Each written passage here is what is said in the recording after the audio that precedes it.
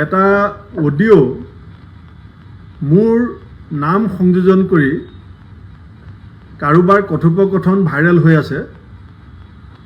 আজি আমাৰ প্ৰদেশ কংগ্ৰেছৰ সাধাৰণ সম্পাদক ৰামান্না বৰুৱা ডাঙৰীয়া আৰু আমাৰ মিডিয়া বিভাগৰ APCC চেয়াৰমেন বেদৱত বৰা ডাঙৰীয়াই খন্তেক সময় পাছতে FIR এখন দিব, মই চহী কৰি পেলাই পঠাই দিছোঁ।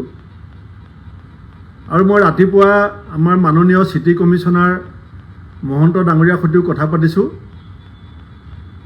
যোনে এই কামত জড়িত মোৰ নামত দুগৰাকী ব্যক্তিৰ কথোপকথন, দুইগৰাকী ব্যক্তিৰ ওপৰত পুলিচে যি ব্যৱস্থা ল'ব মই সম্পূৰ্ণ সহযোগ কৰিম। আৰু এতিয়া AI যুগ, আৰ্টিফিচিয়েল ইণ্টেলিজেন্সৰ যুগ, গতিকে এইটো সঁচা নে মিছা মই নাজানো, কিন্তু এই বিষয়বিলাকৰ লগত কোনোদিনেই জড়িত হোৱাৰ কোনো প্ৰশ্ন নাহে।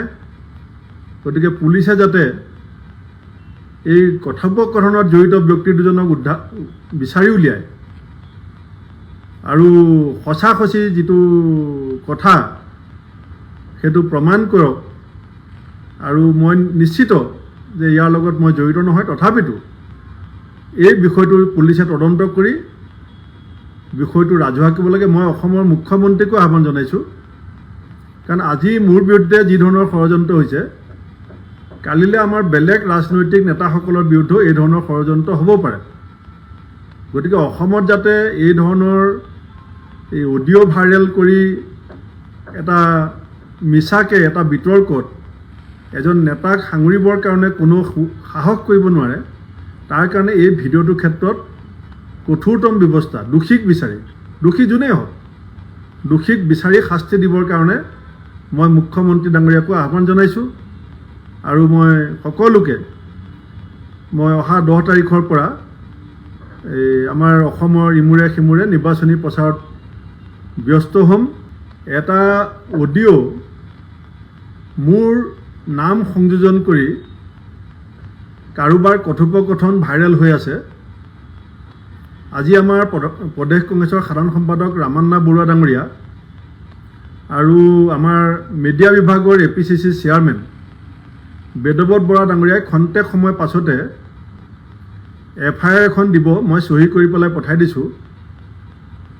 আৰু মই ৰাতিপুৱা আমাৰ মাননীয় চিটি কমিশ্যনাৰ মহন্ত ডাঙৰীয়াৰ সৈতেও কথা পাতিছোঁ। যোনে এই কামত জড়িত মোৰ নামত দুগৰাকী ব্যক্তিৰ কথোপকথন, দুইগৰাকী ব্যক্তিৰ ওপৰত পুলিচে যি ব্যৱস্থা ল'ব মই সম্পূৰ্ণ সহযোগ কৰিম।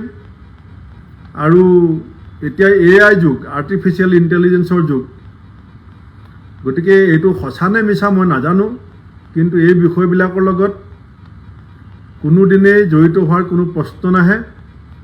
গতিকে পুলিচে যাতে এই কথোপকথনত জড়িত ব্যক্তি দুজনক বিচাৰি উলিয়ায় আৰু সঁচি যিটো কথা সেইটো প্ৰমাণ কৰক।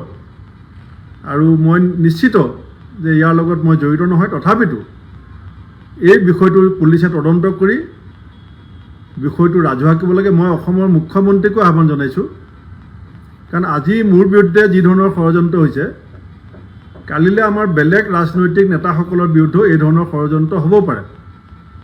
গতিকে অসমত যাতে এই ধৰণৰ এই অডিঅ' ভাইৰেল কৰি এটা মিছাকৈ এটা বিতৰ্কত এজন নেতাক সাঙুৰিবৰ কাৰণে কোনো সাহস কৰিব নোৱাৰে, তাৰ কাৰণে এই ভিডিঅ'টোৰ ক্ষেত্ৰত কঠোৰতম ব্যৱস্থা, দোষীক বিচাৰি, দোষী যোনেই হওক, দোষীক বিচাৰি শাস্তি দিবৰ কাৰণে মই মুখ্যমন্ত্ৰী ডাঙৰীয়াকো আহ্বান জনাইছোঁ।